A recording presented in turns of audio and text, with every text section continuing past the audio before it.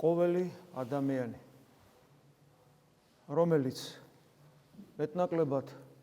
გულმოდგინედ ცდილობს, რომ სულიერად იცხოვროს, ღმერთსათნო იყოს, სერიოზულად მიუდგეს იმ ყველაზე ძვირფას საჩუქარს, განს, რაც შეიძლება სამყაროში ადამიანს ჰქონდეს, განკაცებული ღმერთის რწმენას, რომელიც დაუმსახურებლად მიიღო. ყოველმა ასეთმა ადამიანმა საკუთარი გამოცდილებით იცის, თუ რა ბრწყინვალე რამ არის სულიერ ცხოვრებაში, ახალი გამოცდილებების მისაღებად, ღმერთთან მეტი დაახლოვებისათვის, სულიერად მეტად განწმენდისათვის, საკუთარი ცოდვების მეტად დანახვისათვის, ლოცვაში უფრო მეტად ჩაღმავებისათვის, რაოდენ მნიშვნელოვანია დიდმარხვის პერიოდი. დიდმარხვის პერიოდი ეს არის სიხარულისა და ბრძოლის საოცარი ასპარეზი, როდესაც ღვთის მადლი გვახარებს, როდესაც ბოროტის ბრძოლა გვამწუხრებს და თუ ჩვენ უფალს ვერ დგულებთ, საბოლოო ჯამში ბოროტი მარცხდება და სიხარული იმარჯვებს, რასაც ჩვენ მერე ყველანი განვიცდით აღდგომის ბრწყინვალე დღესასწაულის დროს. ეს არის უძვირფასესი დღეები, უძვირფასესი წუთები, უძვირფასესი მსახურებები, რომელსაც უნდა დავეწაფოთ, რომელსაც უნდა ჩაუღმავდეთ, რომელიც ძალიან ძვირფასი უნდა იყოს ჩვენთვის და შესაძლებლობას არ უშვებდეთ, რომ აქ ვიყოთ, გულით ვემსახუროთ უფალს, თანამონაწილენი გავხდეთ განსაცვიფრებელი ლიტურგიებისა, რომელიც არის პირველშეწირული ან სიწმინდის განახლების ლიტურგიები. ხშირად ვამბობთ ხოლმე, რამდენიმე სიტყვით განემარტება, რატომ არის ეს ლიტურგია განსაცვიფრებელი. იმიტომ რომ ეს არის მწუხრი, რომელსაც ახლავს მგლოვარება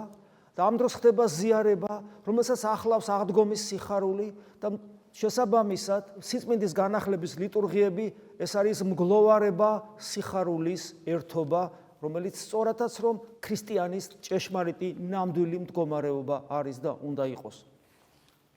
და აი ეს პერიოდი, როგორც გითხარით, არის ბრძოლის პერიოდი. იმიტომ რომ ამ დროს განსაკუთრებულად იბრძვის ბოროტი, მაგრამ კიდევ ვიმეორებ, ეს არის ლოცვის სწავლის პერიოდიც, იმიტომ რომ არასოდეს ისე კარგად არ სწავლობს ადამიანი ლოცვას, როგორც ბრძოლის პერიოდში, როცა ეშმაკი განსაკუთრებულად გამძვინვარებულად იბრძვის. არასოდეს ისე კარგად არ ხედავს ადამიანი საკუთარი თავის ჯოჯოხეთს, როგორც აი ამ ბრძოლის დროს ხედავს და საბოლოო ჯამში თუ ადამიანი არ მოიღლება და არ დაიღლება და რითი არ მოიღლება და რითი არ დაიღლება, ქრისტეს სიყვარულით არ მოიღლება, ქრისტეს სიყვარულით არ დაიღლება, თუ ადამიანი არ დაიღლება უფლისადმი ერთგულებით, საბოლოო ჯამში, როგორც გითხარით, ის აუცილებლად გამარჯვებული გამოდის და ეს გამარჯვება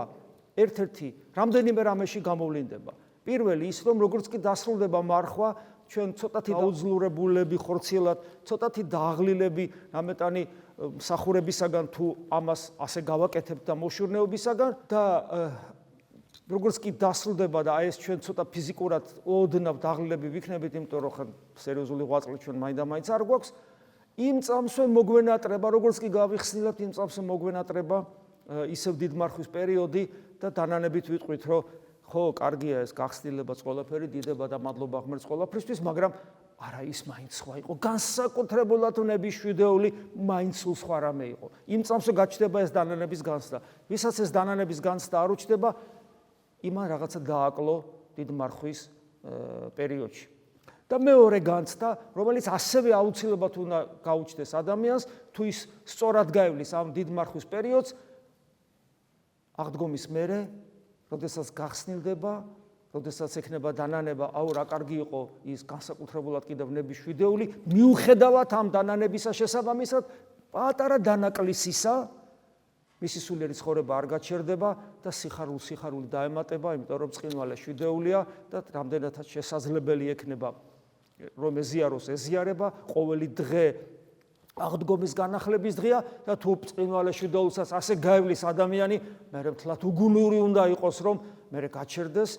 ესე იგი ბრძოლა შეწყვიტოს, სიხარული შეწყვიტოს, უფლის ერთგულება შეწყვიტოს, ქრისტეს სიყვარული შეწყვიტოს და ამას უფლის სულს ისე დაეწაფოს, რომ ყველაფერი დაავიწყდეს. ესე უგუნურიც ხომ არ არის ადამიანი, რომ ამდენი ხანი აშენა და ერთი ხელის მოსმით დაანგრიოს. ასე რომ 48 დღე იქ კიდე ერთი